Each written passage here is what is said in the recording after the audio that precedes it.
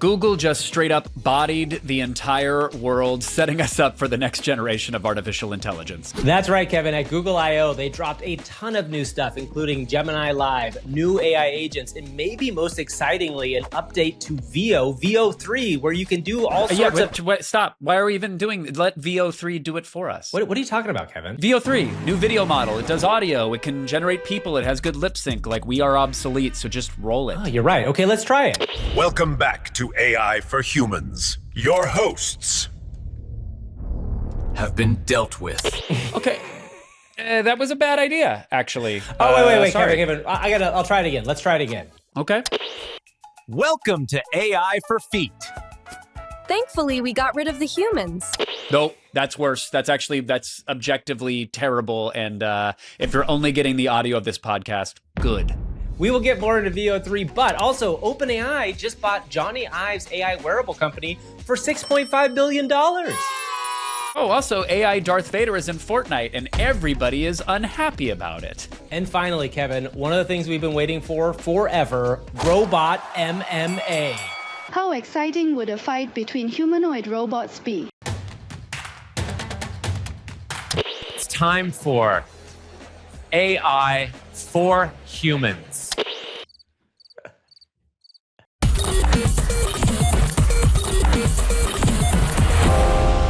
Kevin, huge stuff in AI this week. We are going to get to so many things. I mean, literally, OpenAI is buying a thing from Jony Ive, a giant new AI wearable. But most importantly, Google I/O happened this week, and I was kind of shocked at how big it was. Not only big, but like actually really a lot of new things drop. What did you think about this just at the top? It was overwhelming. That there's no other way to put it. It was announcement on top of announcement on top of announcement. Like, clearly the company is aligned and marching towards something. And in true Google fashion, I expect 80% of what we saw on stage to not exist this time next year. And I think that's okay, because they announced so much that even if 20 squeaks through, it's still incredible. And some of the stuff, launched. Hey, and it's ready now. It's in your hands now, or it's coming soon, as in tomorrow. Like, that was also impressive. But there's so much to catch everyone up on, because they really touched on everything. Yeah, and one of the most fascinating things about this whole experience was seeing the return of Sergey Brin, the co-founder of Google, who has very much folded into these efforts. Let's start with a little sound up from what he said on stage while he was being interviewed next to Demis Hassabis. I think as a computer scientist, it's a very unique time in history. Like, honestly, anybody who's a computer scientist should not be retired right now, should be working on AI. That's what I would just say.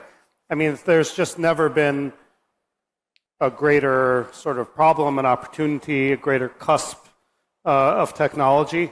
So I wouldn't say it's because of the race, although we fully intend that Gemini will be the very first AGI. Clarify that. So there you go. Sergey's back. He's also looking a little billionaire chic. He's got some stubble. He's looking chill. You had mentioned you saw him on the All In podcast where he had a glass of wine. Like, Sergey is back in the groove, baby. I would watch that movie, by the way. Sergey's back in the groove. You're watching it play out at the I/O conference. He just steps off his yacht and says, we're going to make AGI happen. That's where he's at in his life. And I think, Kevin, the thing that when I watched this very long presentation, it is 2 hours, the thing that jumped out to me right away was VEO3. And VEO3 is the next generation AI model from Google. And we've talked about VEO2 for a while as one of the best AI video models. But Kev, when I started to see the clips this could make, I was pretty shocked for one specific reason. Can you guess why? Well, no, why? Well, Kevin, it can do audio is part of the clip. Oh, wait, that's what.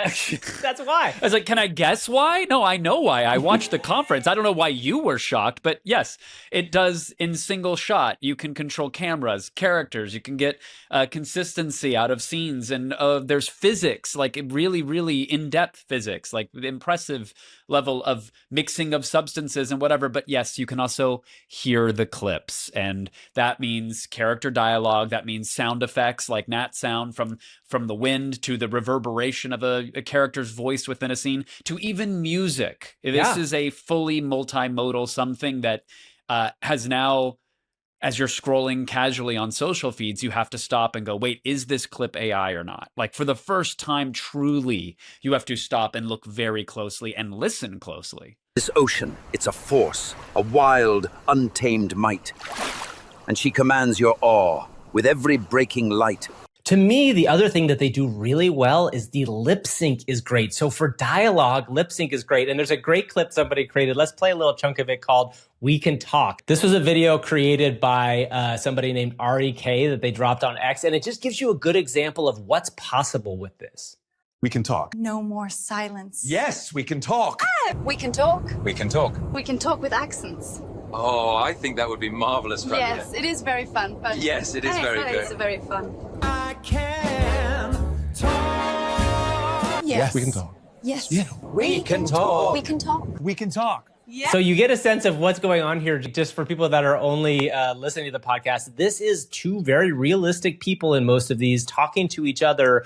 And again, in the past, when you would be making AI video clips, you'd be generating the video first and then trying to find an audio model that would match together so that you could connect them together and then lip sync that audio to it. What's different with VEO3 is it is a truly multi-model video output, meaning that you are getting both the video, which is by far, in my mind, the best one I've seen to date, outside of the fact that you're going to have a lot of things you can't generate based on rights, but you're getting dialogue, you're getting music, to your point, Kevin, you're getting sound effects, and all of that is baked in. Now, it is not perfect, and we can talk a little bit about that, but to me, this is the most excited I've been about AI video since the Sora debut, before we were able to play with it. And this thing we can actually play with. I mean, and again, if you were audio only, the sample that we just played has characters in every time period. It has cartoon characters. It has characters that are singing in smalls like smoky clubs, and you're hearing the full band behind them. That is all one model, one prompt, all coming out. But they also announced a new video editing software called Flow, which essentially lets you prompt any scene into existence, grab the handle, like the end of that scene, massage it to where you want the scene to either cut to a new scene or extend the scene in a different way. So you can rapid prototype entire movies, commercials, whatever you want to bring into existence by typing, getting it together, changing the handle, prompting a new outcome. You think that. And I will say my experience so far with Flow has been less flow and more semi-flawed, but it is very cool. And I think it's really interesting. The thing about Flow, they've designed a tool, like what Kevin said, is that basically allows you to kind of stitch these together in the same way that when Sora came out, they tried to design that storyboarding tool. The issue that I've run into so far is that I think, A, it's pretty expensive, which we're going to get to in a bit and talk about what this costs because it's not cheap. But two, consistency of voice, consistency of music, all of that stuff is not set yet, and it's a big issue. But first, let's just talk about what we did with it. Did you see the example of the guy in the convertible with the giant chicken? Yes, I did see the Yes, on stage. So it's clearly a skill issue, Gavin. That's what you're saying. By the way, you don't know how to flow, bro. I did tweet out this morning that Google is missing out by not having like a 1 hour, very deep flow tutorial that they put out for people to use it because it's not the most intuitive software to use in the world. But like I said, I did go hands-on with this. I spent a good amount of yesterday generating video. The very first one I tried to make, I think is still my favorite. I was trying to find weird things people could do because a lot of people were trying to do different stuff. So this was a one-shot prompt. There are some issues with it, but I want to play it and listen to it first, and we can describe what's going on. Now this takes some elbow grease. Hey, watch it, lady. I'm trying to rise here. Okay, so what this is, I prompted for like a 70s cooking show sitcom. Like I was trying to make a sitcom clip, and there's a bunch of really good examples of sitcoms out there where they add in the laugh track and other stuff. My goal here was to have her working on this piece of dough, and then the dough becomes alive and has a Brooklyn accent, and the dough is supposed to be saying the second line, not the she's saying it. Right. But there are a couple really interesting things that happened here. One, first of all, it looks amazing, right? Like the look of it looks like a sitcom. The woman's voice is perfectly lip synced to her mouth. You hear the rolling pin against the dough in the counter, like it's catching all of those things. There's a small element at the very end that I found super fascinating, which is the if you're not watching again, the dough has kind of like cartoony eyes and a mouth. But then when she puts the dough back down, it turns the mouth and the cartoony eyes kind of fade out nicely, and you see it go back into the dough again, which was just like a thing I wouldn't have expected a AI video to do. The telltale signs of like looking at the hands for motion blur or for bleeding of pixels, looking in the background, like baskets of fruit hanging, a kettle on the stove, the pots that are dangling, the fun 70s colored kitchen, like all that looks coherent and believable. Like it hallucinated a very, very believable world for you. Absolutely. And then, Kevin, I couldn't leave Hot Dog City out because I saw a couple clips of people trying to make raps. So this was a very simple prompt. I said, I want to have a rap about a guy who's rapping about Hot Dog City with two people as hot dogs dancing behind him. So let's play that. Welcome to the city where everything's a dog. Yeah, a hot dog. That's right? So interestingly there, Kevin, like, first of all, again, lip sync's amazing. I didn't give it any direction on like what the music should look like. It's funny at the end of that clip where it's trying to figure out what it's going to do. Because these, by the way, these are only 8 seconds. That's the max that you can do on their own. But like pretty good, right? That was a single shot. I didn't do anything extra. It came out like that. And we've tried Hot Dog City for so many different formats. And generally video is really bad at it because it's such a weird, surreal idea. And it's not perfect in the background, but there's a city and there's some giant hot dogs. The two guys in hot dog outfits are very clear and clean and they're dancing. So again, something I thought was just really awesome. I mean, we're going to have a left shark moment here, but right dog, when he crouches down at one point, you see the hot dog outfit that he is wearing deform. You watch the wrinkles fold at the waist of the character, like the physical modeling and understanding of the way the material of a hot dog outfit would be on this completely made up character on this city street filled with hot dogs. I mean, that's the stuff that the tiny little things that make you take a little pause. And Kevin, I couldn't leave this out. Couldn't leave Cursed AI out unless I was doing this my own brain. So if you go to the Cursed Mayo Gen, you may have seen a video we made with Mayo about VEO2. This is our first Mayo-centric VEO3 video. It's been a long day. Thankfully, Mayo is here.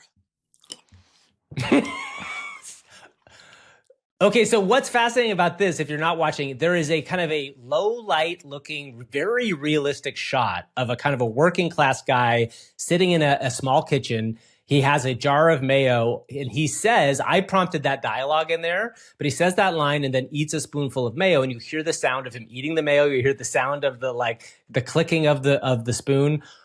Again, all of this is incredible to me. I think that the key will be consistency and the key will be seeing how you can make stuff work over time. I did try a action movie shot, which we'll show here, but we don't have to listen to, but it's basically I gave a line to a guy and a little teddy bear next to him that was going to give him the line. And you can see if you're on our go to our X handle, you can see the 4 versions of this. We'll put it in the show notes, but each time it didn't get it exactly. And one of the most frustrating things a little bit about this is that, unlike other, say, unlimited video plans, if you're paying a lot of money, you have limited credits to work with. And, that is a big deal when it comes to how expensive it is. Also, if you're wondering, did Google, owners of YouTube, use content from YouTube to train this system? And we don't know for sure. We believe so. But if you want a good indication of whether or not they did, just prompt it to do a streamer reacting to anything video, and you will get out very, very good looking video gameplay and someone in a corner, usually in a gaming chair with a headset, screaming about that. You get both videos in one with audio. I'm going to play a clip here. This is Matt Schumer put this out there with the tweet, quote, I don't think VEO3 is supposed to be generating Fortnite gameplay. Oh my God. Yes! Woo! Victory Royale with a pickaxe! Woo! Now that was, I saw that video for a second and was like, wait a minute, hold on. He's doing the gag where you use real video and pretend it's AI. And then when you zoom in, you can see that the Fortnite interface is clearly a little melted into itself. But this is completely believable looking Fortnite gameplay with a live action looking streamer in the corner shouting into the microphone about their victory. And if you didn't go full screen and if you did not scrutinize this clip, you would think that was a legit something. Which is where we are with this, which is crazy. I think the one thing to be aware of is like Google is trying to catch a lot of this stuff based on names that are prompted. And I've tried prompting a few things that are very specific IPs and they wouldn't come through.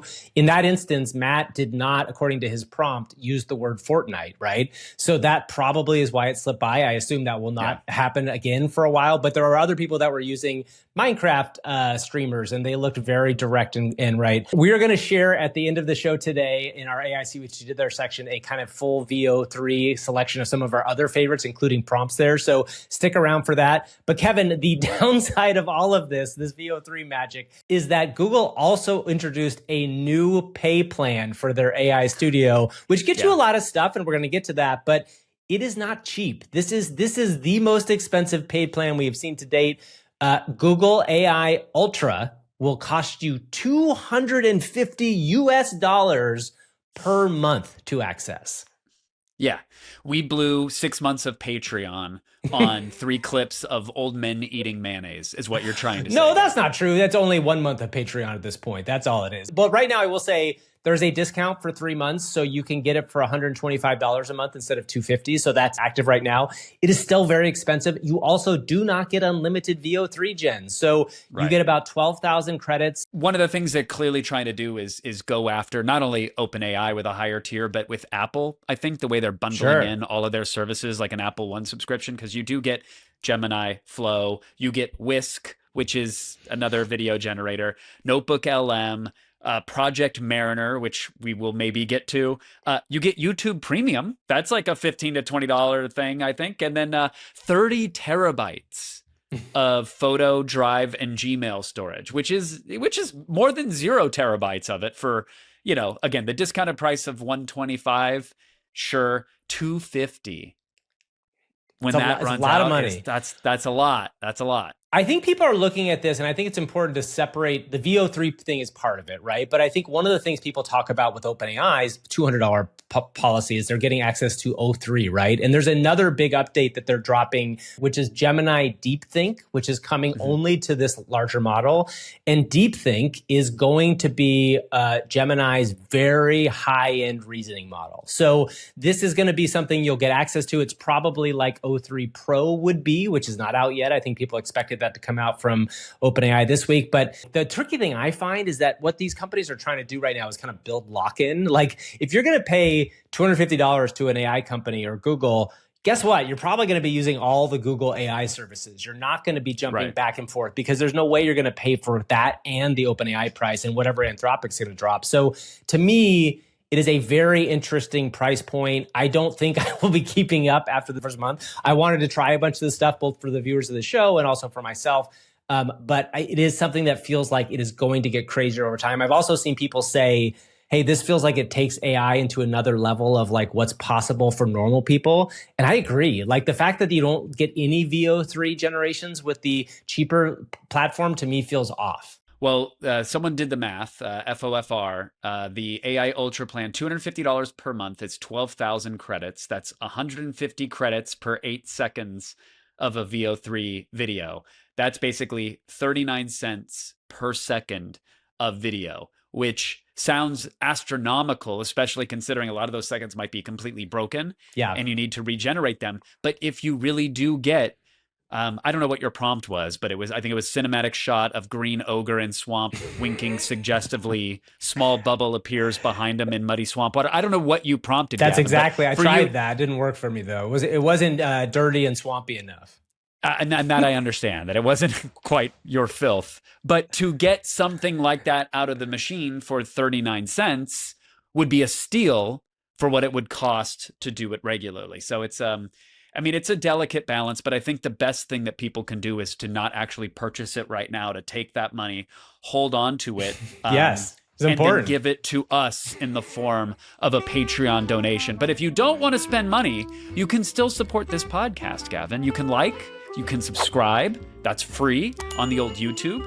You can join our Discord and hang out and chat. You can leave us a 5-star review on whatever platform you hear this or consume this, because that, Gavin, helps us out immensely. And you are part of a growing army out there. You are part of a group of people that are getting bigger and bigger every week. So it really does help when you do those things, like Kevin says, liking and subscribing to the YouTube, obviously, but just sharing or leaving a comment there makes a big difference. We've had top of both YouTube and audio in terms of audience recently. So thank you so much for doing that. There's a lot more to go. We have a lot of stuff we want to cover. And yes, having that money to help with the Patreon has been a big difference for us so far. So thank you, everybody. Thank you, everyone who backs and helps out. Now let's get to some future stuff. The tech that can sit on my face, Gavin. Okay, we have a bunch more stuff to get through from this I/O event. Speaking of future stuff, Kevin, there's a very cool new demo they dropped at the end of this event for Google's Android XR platform. And they have a new pair of XR AR glasses that are specifically designed, I think, to compete with kind of Meta's upcoming smaller glasses, not the big fancy ones that are still a few years away. But I don't know, did you see the demo of these? It's actually pretty interesting to me, and I might consider picking these up. Oh, 100%. Listen, so XR is the extended reality. This is more the, hey, we're going to partner with, I believe, Samsung and compete with the Vision Pro. So this is like, put some goggles on your face. Yeah, you can let the real world come in, but that's the XR like thing. That's not the XR thing. Yeah, okay. Yeah. Well, no, but this is part of the thing, is that they kind of sandwiched it together. Yeah. And they're being kind of communicated similarly. So, XR is their platform basically that will be like, the way Android is for mobile phones or Android TV is for set-top boxes.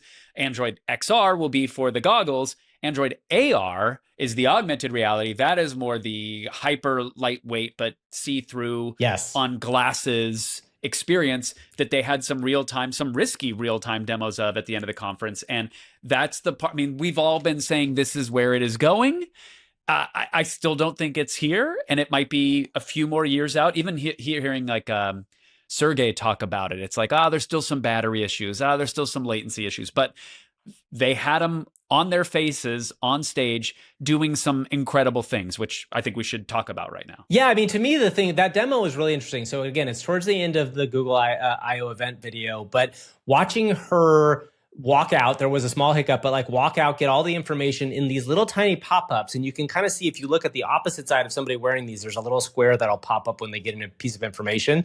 But she was able to get directions. She was able to text somebody very easily via voice. Like all the stuff you want. It's almost like what the promise of Google Glasses was 10 years ago, and now it's possible in a real way based on connectivity, based on technology. All that stuff feels like it's reasonable now. So in my mind, like, I would want this, I think.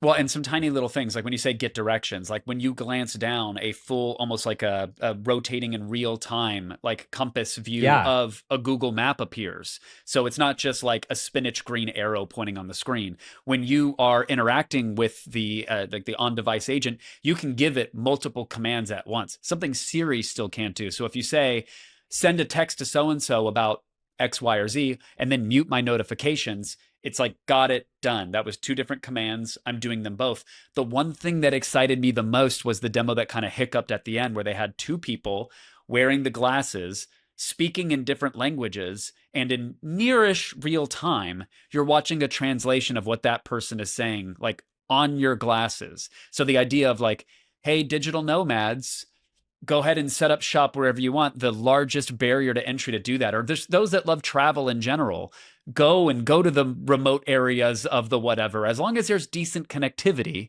you'll be able to understand and converse with people. Like that is, well, you might need to carry a second pair of glasses, I guess, to put on their face. But point is, still a very, very cool demo. And I feel like we're inching closer to it being reality. Yeah, and obviously the AI stuff that we talk about every week on the show is kind of helping drive that in a big way.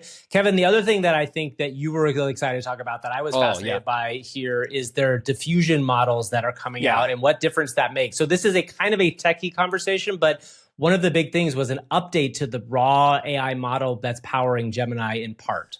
Yeah, this is like a new way of looking at of generation. So normally it's token by token, meaning the AI is trying to predict the next word in the sentence. Gavin is on par. You're the new Claude.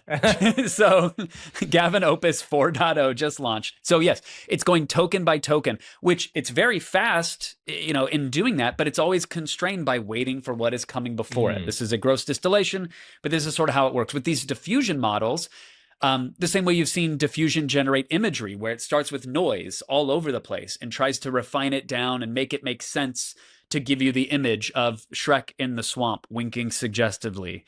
Dirtier, please. Gavin's prompts are weird.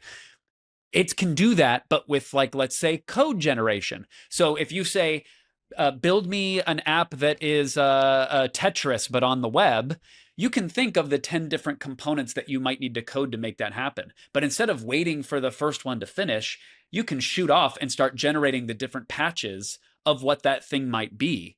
And then try to merge them all together and make all the functions line up and make everything make sense. It is out now. It is early stages. It is so blindingly fast that you can imagine a future where you are just having a conversation with a machine and it is generating what you want that quickly. I saw a tweet from somebody that worked on the demo that said they actually had to slow it down so they could show that it was working, which is pretty crazy. And that is pretty impressive, right? Especially if it's returning things that actually work. And even if it is has a couple tweaks, it just speeds up every part of the process, which is amazing. I've been doing so much coding with AI, Gavin, and I don't even like saying that because I think that's a disservice to people that actually write code, because I'm really not, right? It's like I'm not. You're vibe coding through talking to I'm talking to a machine and it's generating things for me and I'm learning through that. But the biggest pain point is that sometimes you'll hit a button and you can walk away for 5 to 15 minutes because it's going through the code and it's writing other things and it's calling tools and searching the web and doing all that. If it can happen that quickly, then the fact that it fails or introduces bugs X% of the time is less an issue, because I can very quickly refactor that. I can go and say, hey, this thing is in here, but it looks wrong. This thing doesn't connect to that thing. Like to be able to communicate and build things that quickly, this is going to change the way you present your work on the web, the way you build applications, the way you interact with friends. Imagine sitting down to play a game with your friends and you are creating the game that you want to play. In real time. It's like with Suno, right? You had mentioned forever ago when you went to an event and you created songs for your friends with Suno in real time based on the things you'd happen. Now you can do that with apps. And also, Kevin, the other thing that's going to be interesting is, what about the idea when something like this is integrated into their Gemini Live product? Gemini Live is kind of the fulfillment of the thing they showed off last year, which was Project Astra, which is you can have your phone out, you can be streaming and get real-time feedback about things. They showed a demo of a guy in a bike shop, or his own shop. I thought this guy had a very beautiful home working space for fixing bikes, but he's using this tool to kind of help him walk through how to fix his bike. The other thing which was really interesting they showed is a video of somebody kind of trolling this thing, where they walk around a neighborhood and they say things are what they aren't. And Gemini does a good job of recognizing, oh no, that's not a whatever, it's a dump truck. Sick convertible. Garbage truck again. Anything else? There's one thing where he looks at some power lines and he goes, look at those pigeons. And it goes, birds aren't real. They're government listening devices. That's so just you. know that those You're are doing microphones that. with You're wings. doing that with Project Mariner. You're doing that with Project Astra and all these things. I do love the grounding aspect of oh, hey, what? Like they even said, why is someone leaving a package on my front lawn? And it's actually, that's a power generator box. So calm down and take your tinfoil hat off. Can't get everything I want right. to see what it says about chemtrails, Gavin, but not to gloss over that bike demo, because what they really tried to show a wide variety of capabilities within it, from hey, what kind of search the web and pull down a manual for this bike? Great, got it. Find me the page that deals with this. Okay, and it can crawl through the PDF and kind of highlight things. Where is that screw on my wall? Yeah. Even though it's perfectly labeled, it does do that. They also did the hand wavy, can you call the bike shop and see if they have the part for me thing? They've been demoing assistants that will make phone calls for Forever, decades now, right? It's for a long while. Is this going to be the one that does it? I don't know. But in the demo, they had to go hey, any updates on that phone call? Which I thought was weird, because they had to ask the AI, do you have an update? But it did say, yes, they have it in stock. Do you want me to order it for you? I think there's a lot of hand wavy portions there, but you can see what they're aiming for. Yeah. And by the way, that ties into one of the other big things that happened there is they're talking about agent mode, right? And this is Project Mariner, which is the idea that supposedly, and this is not live yet, but you could have 10 simultaneous tasks going out on a given time. So you could be calling that bike shop. You could also be having it deal with your wife who believes you shouldn't be biking as much. You could also have it be booking a thing with your psychologist to make sure that you've talked through that issue. All these things, Kevin, could be handled at the same time. My life is just going to be me sitting down making videos of feet talking. That's all it's going to be, which will be incredible. Now, again, you can only have a max of 10 wives in this scenario for Gavin true. That's here, because it's only That's 10 agents. So you might want to pare down, just plan your lifestyle accordingly. And then, you know, they had the fashion thing, which I've seen. Yeah, so they did a demo of a thing called Try It On, which is, again, we've seen versions of this that is like, put on a shirt that's out there in the world and try it on, and they'll link directly to it. The thing I wanted to point out here is, Kevin, when you are building in this space, it is very tricky because you are always building against multi-billion-dollar companies, and you're not entirely sure when a feature that gets launched might suck away your entire startup value. And in this case, there are a lot of really cool startups that are doing this. And by the way, I do think people will still be successful in this space as a startup, but it is a feature now within Google Gemini that looks very mature and I think would be very good and people will use it. But the question is, would they go to a separate startup or a separate app just to do this? I'm not entirely sure. The other question is, will this exist in 7 months, or was it just an interesting on stage true. something that, and you can play with it. You can go and take a photo and do it. Like, maybe this will be an amazing thing that gets rolled out through the Google's advanced AI shopping powered experience. Maybe, or maybe it just goes by the wayside in a few months. We don't know.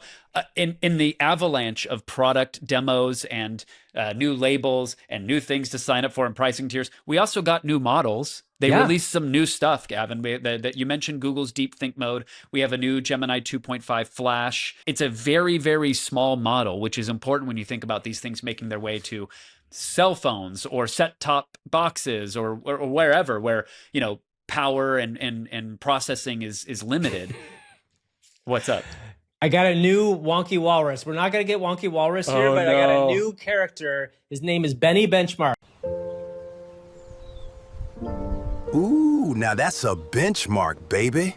Oh, it's just not related to Bleacher Benny that we've had on before, which was a set of bleachers. Different guy, different Benny. What Benchmark Benny has to say is that the Google 2.5 Flash model, this tiny model, has come in as the number 2 model under the larger Google Gemini 2.5 Pro model on the LMSYS benchmark. This is a big deal just from a pure number standpoint. It is beating all of the other models right now, which is pretty crazy. Now that's a benchmark, baby. Great job, Benchmark Benny. Kevin, 3 very fast things that also happen here because we've spent a lot of time on Google I.O. Tell me what you think about these. Google Beam, which is a one-to-one AI-saturated communications tool for you to talk to people and have it look very realistic. You mean an AI-first 3D video communications platform, Gavin?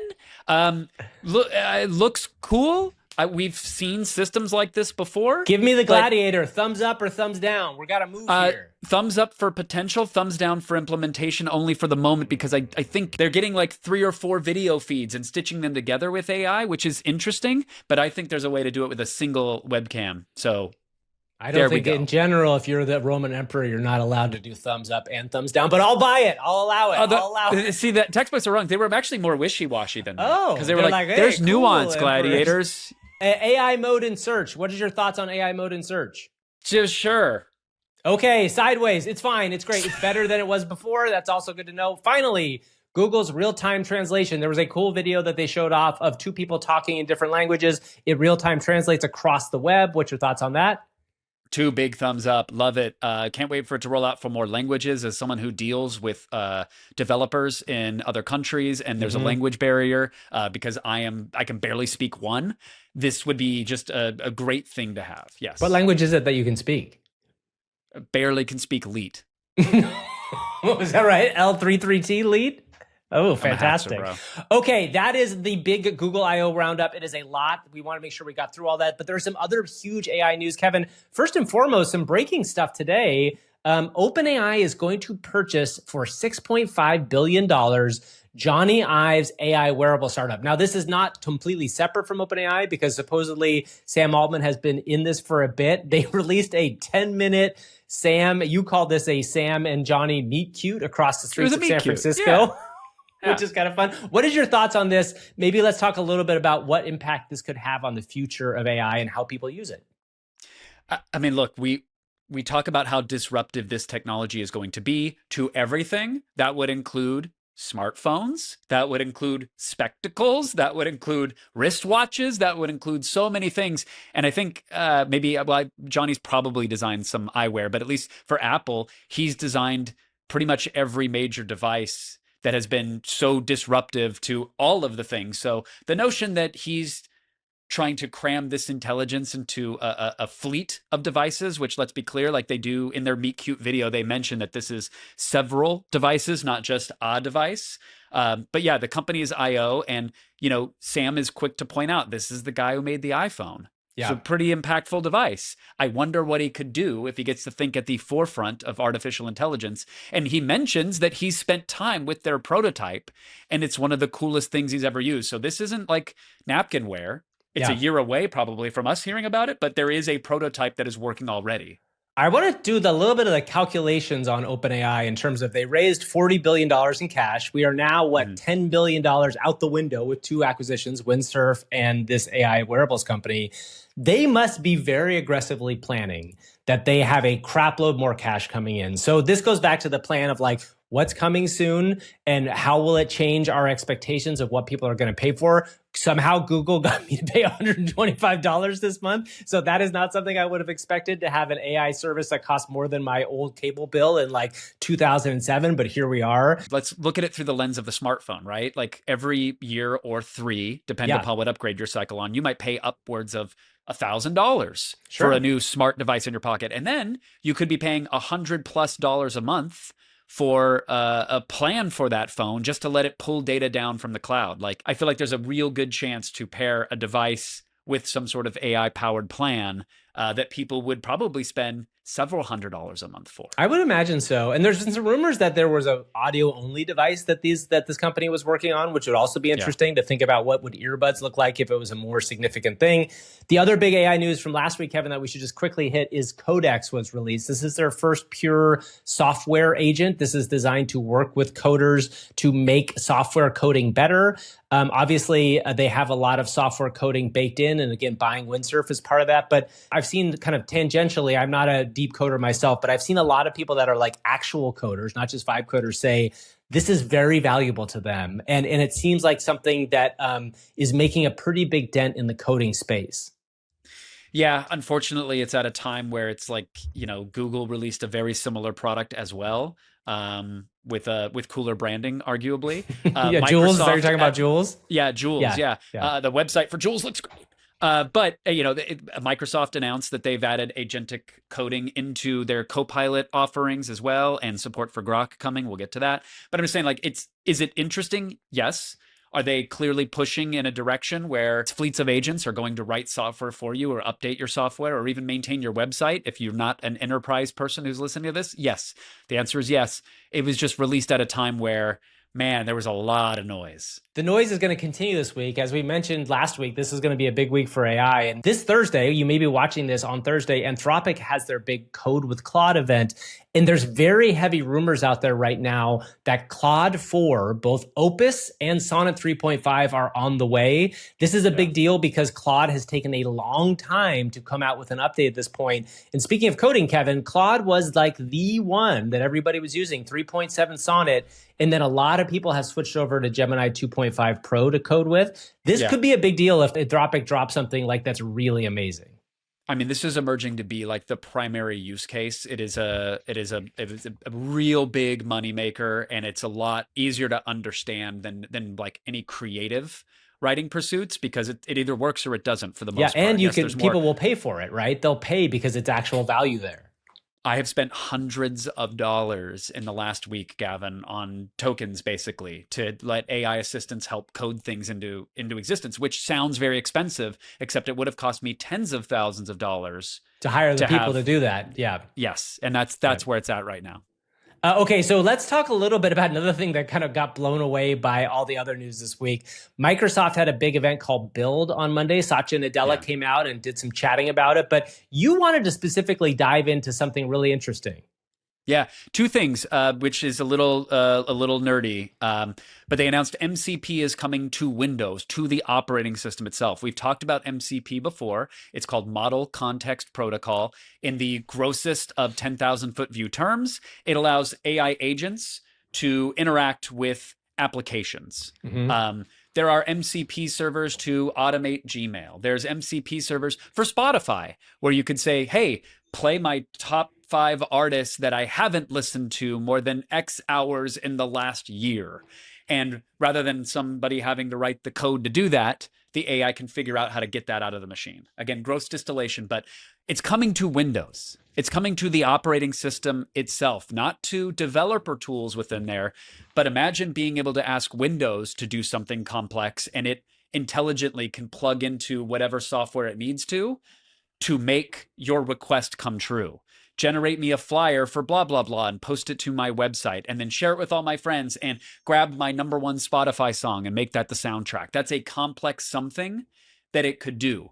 Now, I want to pair that with something called NL Web, Natural Language Web. Another nerdy sounding thing, but with just a few lines of code, you'll be able to make your website essentially have an AI conversation. I just fell asleep. Sorry, just kidding. I didn't fall asleep. I was listening. So imagine every website you go to, you can chat with it like you chat with an AI bot. So you don't have to hunt and peck for anything. You can just ask questions about it, ask what's on the menu, or ask a really, really deep, knowledgeable thing that's in its archive of files. Now, NL Web makes every website, when it's activated, an MCP server. Imagine every website on the internet capable of conversing in natural language, also with an AI agent. Now imagine Windows has these AI agents built in so it can have these conversations. Suddenly, your operating system can intelligently navigate the entire web, get information, execute tasks, and all you have to do is just ask it to do something. It's a grandiose vision, but it could happen. What's really interesting to me about that is talking what we just mentioned with Jony Ive's company is like there's a world where that can all happen via voice. Yeah, I'm sorry if you heard that. I totally nodded off into my microphone, Gavin. What? Oh, you did. Well, we both got to get more sleep, Kevin. I don't think we're not talking about voice is a thing that really is the stage that could be driven by that exact platform, right? If you can access everything, suddenly the AI agent can access everything. Well, you can talk to the thing, and it's much easier to do that than almost anything else. Sure. I mean, look, there was a lot there, but again, what a wild week. Google absolutely stole the show. They flooded the lane with announcements and products and future visions that has everybody going like, wait, Microsoft did anything this week? Yeah. It was a little unexpected, all the drops. And so I guess golf clap to Google. In my opinion, they've absolutely owned the news cycle this week. It is fascinating. I mean, it's really interesting to see them come around on learning from what OpenAI was doing last year, right, in a big way. Okay, there's another weird story we want to touch on, which is Darth Vader has come to Fortnite, but Kevin, he has not come to Fortnite alone. He has come powered by AI so that you can actually talk to Darth Vader and you hear James Earl Jones's voice. Yeah. When I saw this, I've not played it, but when I saw the clip, I was like, oh, this is pretty cool. And then, of course, no, there's some anger already around this. Gamers are unhappy, but more so, SAG-AFTRA, in fact, has taken out an unfair labor practice thing on them for doing this. Because I guess there was not an awareness they were going to do this before. But what did you think about this when you saw this? Let me just play a clip, Gavin. Let me just play a little clip. Gabe Itch. Edging and gooning. Another acquaintance. Captain America. I trust this molester possesses skills exceeding mere friendship. Yeah, of course, all the clips that I saved are the ones that would require bleeping and are not safe for work.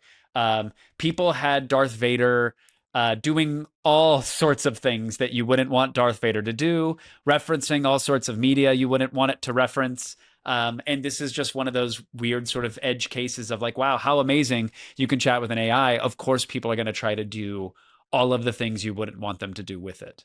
Yeah, and I mean, I think the important thing here is it's not like Fortnite went out of their way and just going to James Earl Jones's voice. Like, they got permission from the estate of James Earl Jones to do this. Like, it is not something where they like didn't actually say, you know, they didn't do this on their own. The SAG-AFTRA thing is really about this idea that there's got to be these rules put in place, or they want the rules put in place where they're going to do something like this.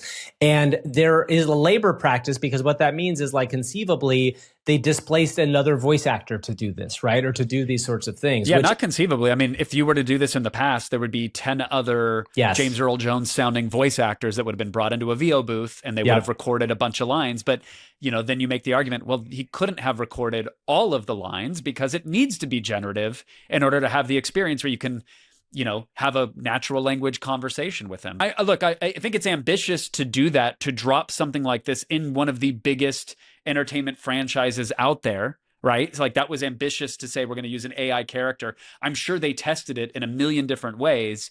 There's a lot of younger folk playing that game, so to have an AI that can go off the rails is rough. But I do think, like, you got to try pretty hard. Yeah, well, that's what I was going to say. To go into areas that you don't want it to. I mean, I think any AI product is going to have edge cases when people want to break them. We always talk about that guy, Pliny the Liberator, who was spending a lot of time yesterday trying to break through VEO3 and got a couple pretty racy videos to come out of it. The interesting thing about Fortnite is it's such a mass scale product that you, of course, are going to have stuff come out like this. And if you are not ready for that as a company, you should not do this right now, because that is how it's going to go. There will be the people coming out and trying to get Darth Vader to do whatever. That will sustain me in battle. What is that, Darth Vader? Tell me. Double down. Freaking. Such vulgarity does not become you. Wow, there you go. We can bleep that, but you heard Darth Vader saying the F word there, which is pretty crazy. No, I think it's great, and I want to download Fortnite.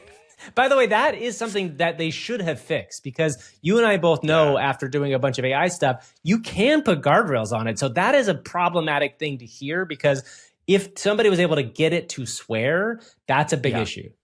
Yeah. I mean, well, this was, I mean, do you remember like a year ago when we were playing around with Pi? Yeah, sure. We had it drop full on like very racist terms and then gaslight and say, I never said that. Like, this stuff is tricky. And you can put the best guardrails you want on it, but if someone wants to break it, they can break it. That clip was an interesting thing because someone just cursed at it and it cursed back, which to me should have been very, very guardrail. That super easy to have. But you would normally imagine Darth Vader saying, I do not approve of that message, or something like that, which it would be very easy to put that in Darth Vader's voice. But see, Gavin, I want the AIs to do this, because when we watch them get into the octagon, they're going to have the pre-fight press conference and the post-fight, I want them swearing up and down before they start punching each other. This is just a fun clip that we were watching from Humanoid Hub. They do a great job of collecting very fun humanoid robot clips on X. This is robot MMA. So we know, we've talked about a bajillion times, Chinese robots are going crazy. This is the Unitree robots. They have them wearing headgear and preparing to fight each other. Kevin, this is what we've waited for forever. It's not just a Hugh Jackman movie anymore. It is actually coming to real life. I want to bet on robots fighting each other. This is an insane proving ground for robot warriors. I mean, let's be clear that that's what this is. Like, and there's going to be teleoperated divisions where humans are doing the punching and the kicking, right? They're going to get a lot of learning from that. And there's fully autonomous divisions. There's even going to be group fights, like literally multiple robots battle in the royales. Ring. Yes. Yeah, they're going to do it. They have different divisions and different, classes and different things. And I was thinking like, wow, as an exhibition, amazing. I would absolutely go to an event like this, blood sport style, throwing money into the ring, like love it. But as a training data gathering scenario, when you think about bipedal robots needing to be on a battlefield and fighting amongst other people and team tactics, like they can simulate some of this in a software environment, obviously, and that's how it's going to play out in the real world. But this is a data gathering mission to make robots better fighters. Make no mistake about it. And they can sell tickets for it. And I'm just jealous that it's not taking place at the Sphere. Yeah, I want to go watch it. They probably will have a version of that soon enough. What I can't wait is to see one of these do like a drop kick where they grab the head and they flip it around. Like, I'm curious to know like what kind of actual special moves it'll be able to do. But it's coming soon. And again, simulated learning will allow all sorts of things to be put in there. All right, it is time for us to go through some of our favorite things we saw on the web this week. It is a special VEO3 edition of AI. See what you did there. Sometimes you're scrolling without a care. then suddenly you stop and shout. AI, see what you did there. AI, see what you did there. Okay, Kev, so there are so many awesome VO3 clips out there. I'm going to keep making them and sharing them to our X handle and other places if I can. But let's start with this car convention video, which I saw. And I honestly, this may be the most impressive AI video I've ever seen. I know that sounds hyperbolic, but it is not the case. Welcome to a non-existent car show. Let's see some opinions. I mean, man, the acceleration is crazy. You look far, step on the pedal, and you are there. I feel safe with him in an SUV, and it seems to be like the right type of car for him. I think the range is only going to get better. It's crazy. So this is from Laszlo Gal. We'll share in the show notes. It is a 1 minute and 11 seconds clip of a bunch of VO3 clips put together where you are at a car convention and they look real. Kevin, I don't know if that was your feeling, but when I first saw this, this was the one that blew me away the most. I was transported back to looking at rough cuts. We used to go to like Consumer Electronics Show. Yeah, totally. And they had like an auto hall. And I literally had a sense memory of being like 22 years old in a remote edit bay, looking at the B-roll clips of people talking about new street glow and new subwoofers and new in-dash entertainment systems. And I was like, oh my God, this feels like man on the street stuff. Because one of the reasons I think it probably resonated with you, Gavin, is how unremarkably perfect it is. And that it's just so like, the fluorescent lighting and the shadows that are cast, the ambient audio, the droning of the audience behind, the lapel mic sounds that seem to sound different. I know it's probably me just hallucinating it, but it seems to sound different based off where the placement of the mic is on the character in the scene. The subtle laugh of someone as they move out of frame to like move a coffee cup out of the way, the meandering of the attendees in the background, every little thing lines up that it looks like unremarkable stock footage from a convention, but it doesn't scream synthetic, and that's incredible. We talk about what world models are a little bit, like both Runway and different people have talked about the idea that AI video models are actually world models, meaning that they're trying to simulate an entire world, not just the thing you're asking for. This clip to me really points that out directly. And also speaking of man on the street type stuff, one of our favorite follows on X is Venture Twins. She had a really fun interview at a skate park. There's a lot of people out there doing like, man on the street type stuff with this, which I thought was really cool. And what are you doing next? I'm going to sell enterprise software in SF. There's a woman wearing a gold medal at a skate park, and that's what she's going to do next. But what I love about that, the crispy audio. Yeah. The guy in the clip is holding one of the lapel mics up to his mouth, which you're not supposed to do with those. It would make sense that the audio is crispy to match that scene. It is perfectly imperfect. Yeah, and you saw this other one, which I saw as well, but I would love you to talk about this dog running to the porch one. This is just another one of those clips that should have a Shutterstock logo across it, and it does not. It is a cinematic tracking shot. The prompt is, camera follows a dachshund running through a living room, out of an open door, onto a porch. It stands there on the top stair, overlooking the neighborhood as an ice cream truck drives by. If it comes out, by the way, Gavin, that this is tomfoolery, like I haven't you seen, would be like surprised. If someone says that was a joke, like this was actually video, I would actually feel better about it because this thing adheres to the prompt so well. The camera is low, it pans as the dog runs by, it follows the dog out, the dog lands on the top step and stares as an ice cream truck cruises by. There are the sounds of the tippy tap of the dog's feet on the hardwood. Yeah. There is the sound of the ice cream truck as it goes by. Again, is it real? Because it is shockingly real. This is Nick Matarese or Matarese. Apologies, Nick, but he's, according to the bio on X, design lead at Google Labs, previously YouTube Gen AI creator tools. So, I'm going to assume that it's a legit export. You'd hope so. It is one of the best. The sound design, the tracking, the prompt adherence. Again, I feel better and slightly more nauseous each day that when we pointed to the bleachers a year ago, Gavin, we're like, prompt to Hollywood is happening. Like this is a scene in a insurance commercial or a home delivery something. Like this is a scene in any old commercial and it looks believable and I completely buy it. Well, completely. And I want to shout out FOFR AI, which we talked about before, who's doing amazing versions of this. There's two things really quickly I want to show. One is speaking of commercials, he made a literal ready-made ad for Replicate, which looks like something you could see in the Super Bowl. It's just a fit guy running, and he says something about AI, and then the logo, or not, actually it's not the logo, it's just the word Replicate comes up above across the screen. Looks amazing. This is a one-shot prompt, which is really amazing. But Kevin, more importantly, I think, is that he was the first person I saw who did one of these stand-up prompts. His prompt was, a man doing comedy in a small venue tells a joke, including the joke in the dialogue. So do you want to play that and we can just listen to this? Yeah. So I went to the zoo the other day and all they had was one dog. It was a Shih Tzu. I mean, that joke probably exists in the world somewhere. I'm sure that the AI did not come up with that, but it is a joke. I've had friends move across the country to Los Angeles who couldn't deliver that joke that They were well. going to be stand-ups. They were going to be stand-ups. They are still chasing that dream. They are probably hearing this podcast from the Ice House right now in Pasadena, and I'm so sorry. When you realize that, like, that prompt did not have the joke, so VO3 had to write the joke, nailed the lighting of the club, the delivery. The delivery of the joke is whatever. It's that it instinctively laughs about the joke, like knowing where the punchline of the joke is to look away from the mic and do a breathy laugh. There's a lot there. So much there. And by the way, a lot of people have done other really funny stand-up ones. I wanted to point out, I wanted to see if you could do it with a non-human. So I did it with a bear, but I just stole his exact same prompt and threw instead a realistic bear instead of a stand-up. So maybe play that real quick and we'll just get a sense of what it's like. I went to buy some camouflage trousers the other day. Couldn't find any. I mean, it's a joke.